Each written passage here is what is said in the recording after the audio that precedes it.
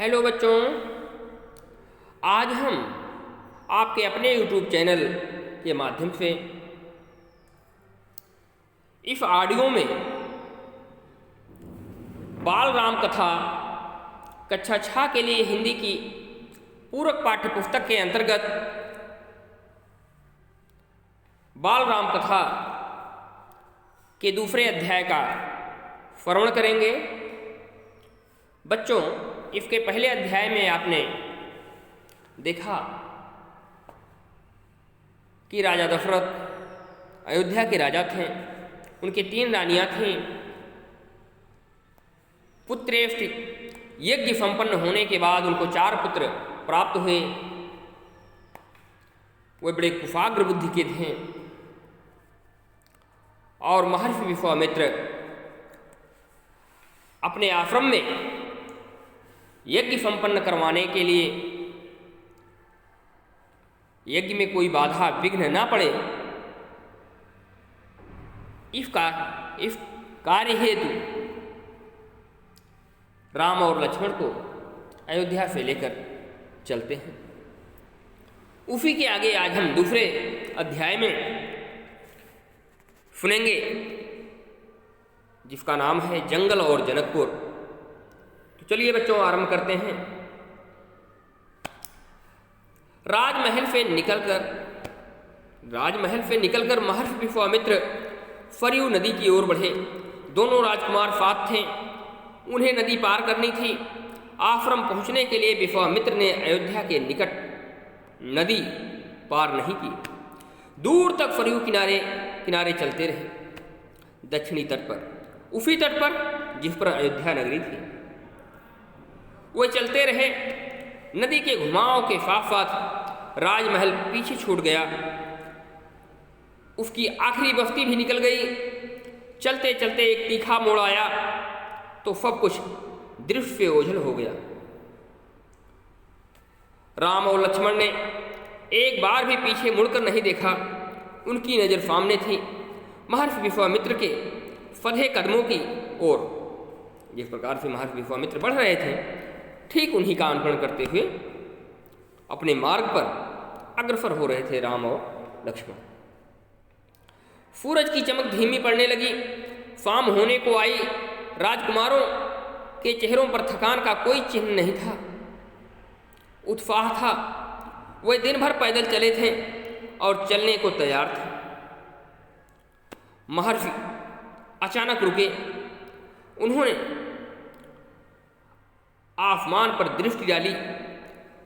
चिड़ियों के झुंड अपने बसेरे की ओर लौट रहे थे। आसमान मटमैला लाल हो गया था। चरवाहे लौट रहे थे। गायों के पैर से उठती धूल में आधे छिपे हुए। हम आज रात नदी के तट पर ही विश्राम करेंगे। महर्षि ने पीछे मुड़ते हुए कहा। दोनों राजकुमारों के चेहरे के भाव देखते हुए विश्वामित्र हल्का सा मुस्कुराए। राम के निकट आते हुए उन्होंने कहा, मैं तुम दोनों को कुछ विद्याएं सिखाना चाहता हूं। इन्हें सीखने के बाद कोई तुम पर प्रहार नहीं कर सकेगा, उस समय भी नहीं जब तुम नींद में रहो। बच्चों, विश्वामित्र ने राम और लक्ष्मण से कहा कि हम कुछ विद्या आपको सिखा रहे हैं, जिसे सीख लेने पर आप जब नींद में सो रहे होंगे तब भी आप पर कोई आक्रमण नहीं कर सकता, कोई आप पर प्रहार नहीं कर सकता। राम और लक्ष्मण नदी में मुंह हाथ धोकर लौटे। महर्षि के निकट आकर बैठे। विश्वामित्र ने दोनों भाइयों को बला अतिबला नामक की विद्याएं सिखाई। कौन सी विद्या सिखाई? बला और अतिबला नाम की 2 विद्याएं सिखाई। रात में वे लोग वहीं सोए, तिनकों और पत्तों का बिस्तर बनाकर। नींद आने तक महर्षि उनसे बात करते रहे। सुबह हुई, यात्रा फिर शुरू हुई। मार्ग वही था, सरयू नदी के किनारे किनारे। तो बच्चों अब हम अगले पृष्ठ पर आते हैं। देखिए, चलते चलते हुए एक ऐसी जगह पर पहुंचे जहां दो नदियां आपस में मिलती थी। उस संगम की दूसरी नदी गंगा थी। महर्षि अब भी आगे चल रहे थे, लेकिन एक अंतर आ गया था। राम लक्ष्मण अब दूरी बनाकर नहीं चलते थे, महर्षि के ठीक पीछे थे, ताकि उनकी बातें ध्यान से सुन सके। रास्ते में पड़ने वाले आश्रमों के बारे में, वहाँ के लोगों के बारे में, वृक्षों वनस्पतियों के संबंध में स्थानीय इतिहास उसमें शामिल होता था। बच्चों, इस प्रकार से विश्वामित्र आगे आगे चल रहे हैं और वहाँ पढ़ने वाले वनस्पति, आश्रम और कुछ इतिहास के बारे में चर्चा कर रहे हैं। उसको सुनने के लिए राम और लक्ष्मण एकदम ठीक उनके पीछे पीछे लगे हुए हैं, उनकी बात को सुन रहे हैं और यात्रा पर आगे बढ़ रहे हैं। आगे की यात्रा कठिन थी, जंगलों से होकर। उससे पहले उन्हें नदी पार करनी थी। रात में ऐसा करना महर्षि विश्वामित्र को उचित नहीं लगा। तीनों लोग वहीं रुक गए, संगम पर बने एक आश्रम में। अगली सुबह उन्होंने नाव से गंगा पार की। नदी पार जंगल था, घना, दुर्गम। सूरज की किरणें धरती तक नहीं पहुंचती थीं, इतना घना। वह डरावना भी था। हर ओर से झींगुरों की आवाज, जानवरों की दहाड़, कर्कश ध्वनियां। राम और लक्ष्मण को अस्वस्थ करते हुए महर्षि ने कहा, ये जानवर और वनस्पतियां जंगल की शोभा हैं, इनसे कोई डर नहीं है। असली खतरा राक्षसी ताड़का से है, वह यही रहती है। तुम्हें वह खतरा हमेशा के लिए मिटा देना है। ताड़का के डर से कोई उस वन में नहीं आता था। जो भी आता, ताड़का उसे मार डालती, अचानक आक्रमण कर देती। उसका डर इतना था कि उस सुंदर वन का नाम ताड़का वन पड़ गया था।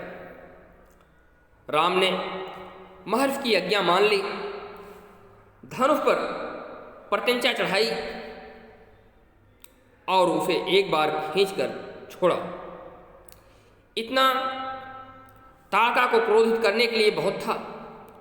टंकार सुनते ही क्रोध से बिलबिलाई ताड़का गरजती हुई राम की ओर दौड़ी। दोनों बालकों को देखकर उसका क्रोध और भड़क उठा। जंगल में जैसे तूफान आ गया। विशालकाय पेड़ कंप उठे, पत्ते टूटकर इधर उधर उड़ने लगे। धूल का घना बादल छा गया, उसमें कुछ दिखाई नहीं पड़ता था। फिर ताड़का ने पत्थर बरसाने शुरू कर दिए। राम ने उस पर बाण चलाए, लक्ष्मण ने भी निशाना साधा। ताड़का बाणों से घिर गई। राम का एक बाण उसके हृदय में लगा, वह गिर पड़ी, फिर नहीं उठ पाई। विश्वामित्र बहुत प्रसन्न हुए। उन्होंने राम को गले लगा लिया। उन्होंने दोनों राजकुमारों को 100 तरह से नए अस्त्र शस्त्र दिए और उनके प्रयोग करने की विधि बताई, उसका महत्व समझाया। बच्चों, अगले पृष्ठ पर चलते हैं। इस प्रकार से बच्चों ताड़का का वध हुआ। महर्षि का आश्रम वहां से अधिक दूर नहीं था, लेकिन अब तक रात हो चली थी। विश्वामित्र ने वह दूरी अगले दिन तय करने का निर्णय लिया। ताड़का मर चुकी थी, उसका भय नहीं था। तीनों ने रात वहीं बिताई, ताड़का वन में, जो अब पूरी तरह भयमुक्त था। सुबह जंगल बदला हुआ था। अब वह ताड़का वन नहीं था, क्योंकि ताड़का नहीं थी। भयानक आवाजें गायब हो चुकी थी। पत्तों से गुजरती हवा थी, उसकी फरफराहट का संगीत था। चिड़ियों की चहचहाहट थी, शांति थी, तस्वीर बदल गई थी। सिद्ध आश्रम का अंतिम पड़ाव था महर्षि का आश्रम। रास्ता छोटा भी था, मनोहर भी। प्राकृतिक सौंदर्य का आनंद लेते तीनों लोग जल्दी ही आश्रम पहुंच गए। आश्रमवासियों ने उनकी अगवानी की, अभिनंदन किया। उनकी प्रसन्नता दोगुनी हो गई थी। महर्षि विश्वामित्र के आश्रम लौटने की खुशी, राम लक्ष्मण के आगमन का सुख। विश्वामित्र यज्ञ की तैयारी में लग गए। अनुष्ठान आरंभ हुआ। आश्रम की रक्षा की जिम्मेदारी राम लक्ष्मण को सौंपकर महर्षि अस्वस्थ थे। अनुष्ठान अपने अंतिम चरण में था, पूरा होने वाला था कुछ ही दिनों में। बच्चों, इस प्रकार से अनुष्ठान प्रारंभ हो गया। 5 दिन तक सब ठीक ठाक चलता रहा, शांति से, निर्विघ्न। लगता था कि राजकुमारों की उपस्थिति ने ही राक्षसों को भगा दिया है। राम और लक्ष्मण ने यज्ञ पूरा होने तक न सोने का निर्णय किया। वे लगातार जागते रहे, चौकस रहे, कमर में तलवार, पीठ पर तुड़ीण, हाथ में धनुष, प्रत्यंचा चढ़ी हुई, हर स्थिति के लिए तैयार। अनुष्ठान का अंतिम दिन अचानक भयानक आवाजों से आसमान भर गया। सुबाहु और मारीच ने राक्षसों के दल बल के साथ आश्रम पर धावा बोल दिया। मारीच क्रोधित था, यज्ञ के अलावा भी इस बात से कि राम और लक्ष्मण ने उसकी माँ को मारा था, ताड़का का ही पुत्र था। कौन? मारीच। और मारीच कौन था? रावण का मामा, मारीच मामा। बच्चों, आगे देखते हैं। यहां आपको एक बार परिचय प्राप्त हो गया। जो सोने का हिरण बना था राम कथा में, वही था मारीच, और उसकी मां का नाम था ताड़का। आगे देखते हैं। राम ने राक्षसों का हमला होते ही कार्रवाई की। धनुष उठाया और मारीच को निशाना बनाया। मारीच बाण लगते ही मूर्छित हो गया। बाण के वेग से बहुत दूर जा गिरा। समुद्र के किनारे वह मरा नहीं। जब होश आया तो उठकर दक्षिण दिशा की ओर भाग गया। राम का दूसरा बाण सुबाहु को लगा, उसके प्राण वहीं निकल गए। सुबाहु के मरने पर राक्षस सेना में भगदड़ मच गई। वे चीखते चिल्लाते भागे। कुछ लक्ष्मण के बाणों के शिकार हुए, अन्य जान बचाकर, जो अन्य राक्षस बचे थे वे जान बचाकर भाग खड़े हुए। महर्षि विश्वामित्र का अनुष्ठान संपन्न हुआ। राम ने महर्षि को प्रणाम करते हुए पूछा, अब हमारे लिए क्या आज्ञा है मुनिवर? महर्षि ने राम को गले लगाया, कहा, हम लोग यहाँ से मिथिला जाएंगे। महाराज जनक के यहाँ विदेह राज के दरबार में मैं चाहता हूँ कि तुम दोनों मेरे साथ चलो। उनके आयोजन में हिस्सा लेने महाराज के पास एक अद्भुत सी धनुष है, तुम भी उसे देखो। राम और लक्ष्मण अगली यात्रा को लेकर उत्साहित थे। नए स्थान देखने और जानने का अवसर। सोन नदी पार कर विश्वामित्र मिथिला की सीमा के पास पहुँचे। अपने शिष्यों और राजकुमारों के साथ वे गौतम ऋषि के आश्रम से होते हुए नगर पहुँचे। राजा जनक ने महल से बाहर आकर विश्वामित्र का स्वागत किया। तभी उनकी दृष्टि राजकुमारों पर पड़ी।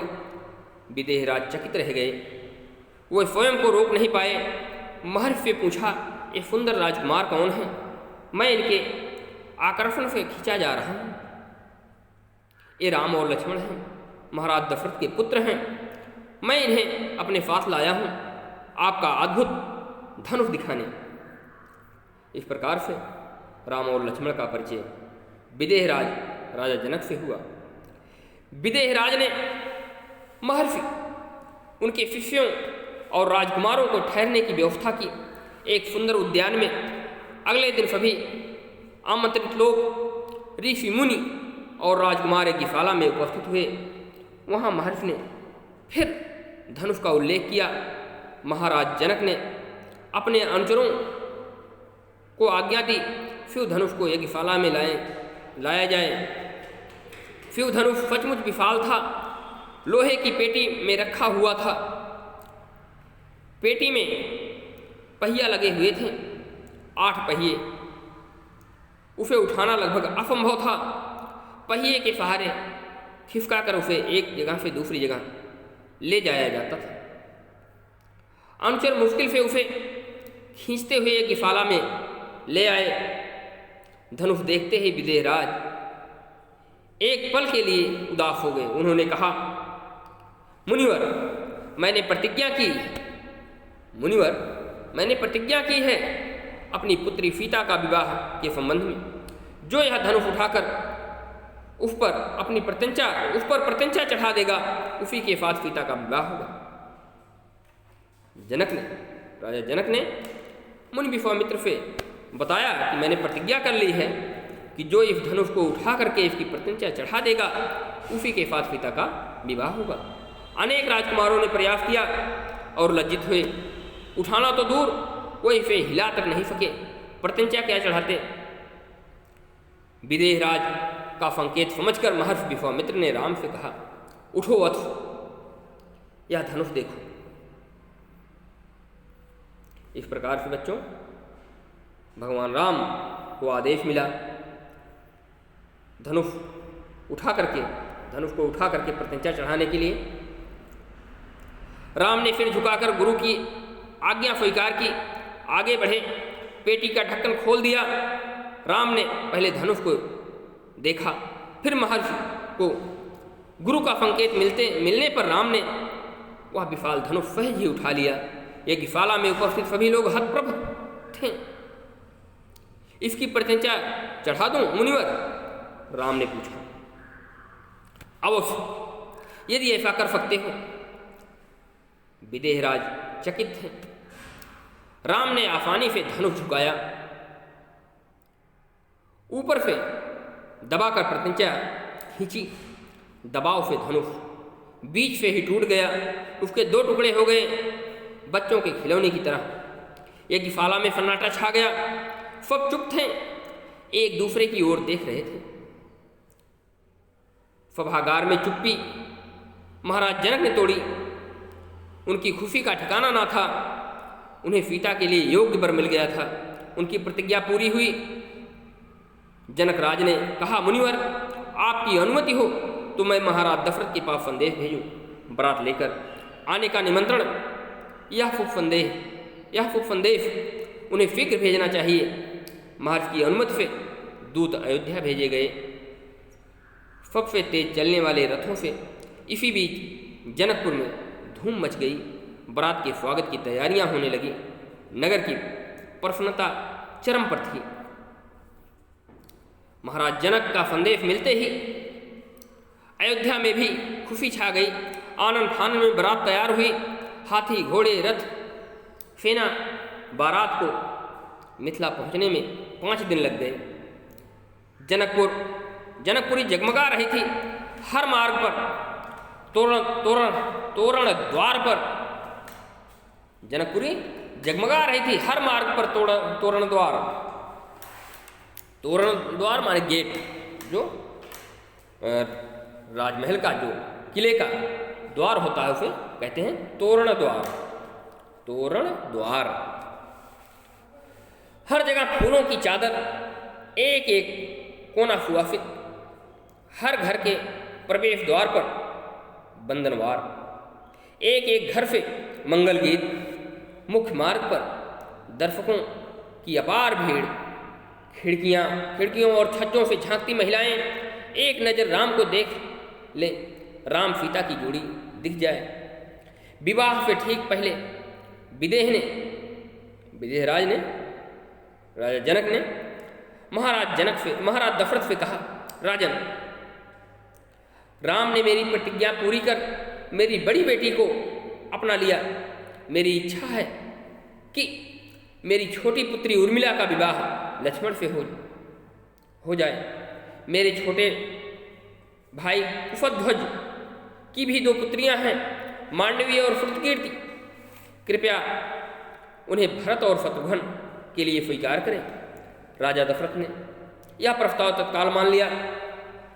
विवाह के बाद बारात कुछ दिन जनकपुरी में रुकी।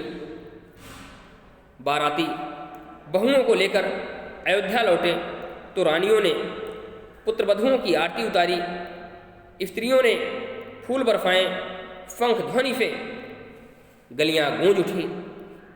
यह आनंदोत्सव लगातार कई दिनों तक चलता रहा। तो इस प्रकार से बच्चों कई दिनों तक आनंद का माहौल बना रहा जनकपुर में। और जब बहुएं आ गई अयोध्या में तो माताओं ने आरती उतारी और कई दिन तक आनंद का माहौल अयोध्यापुरी में बना रहा।